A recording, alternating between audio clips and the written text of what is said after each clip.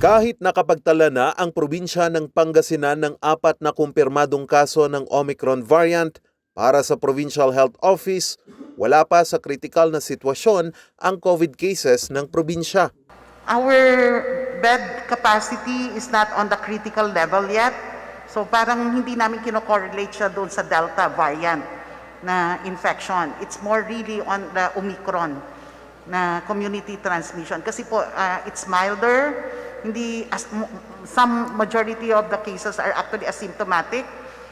Hindi ho siya umaabot po sa ating hospital. Right now, in the 14 government hospitals, we have 119 confirmed cases. This is as of yesterday po.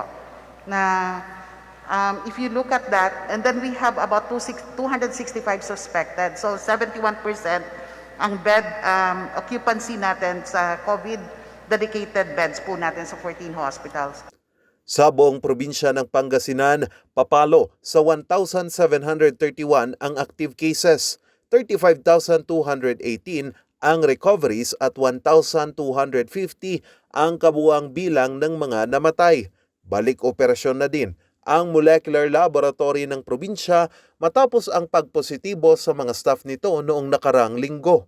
Malapit naman nang maabot ng probinsya ang herd immunity mula sa halos 2 milyong populasyon ng probinsya na eligible sa COVID vaccine. For the total first dose, sir, na nabigyan na po natin sa probinsya ng Pangasinan, we have actually 77% na po tayo. This is about close to 1.9 million. 1.9 million. Yes po, ang nabakunahan na po natin. For fully vaccinated naman po, ang target po dyan is 50%, but we are 66.23% or about 1.6 million. And we have remaining unvaccinated of, including Dagupan City, about 556,000.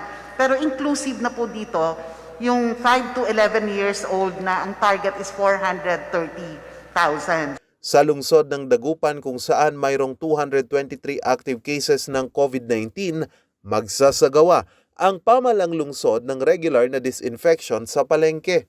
Isasagawa ito tuwing 1 at 2 Huwebes ng bawat buwan habang pinapabilis pa ang rollout ng bakuna sa lungsod. Sa ngayon, nakataas pa rin ang Alert Level 3 sa buong probinsya ng Pangasinan at mga karatig probinsya sa Region 1 dahil pa rin sa pagsipa ng mga kaso. Charles Nicolimon para sa Luzon Headlines.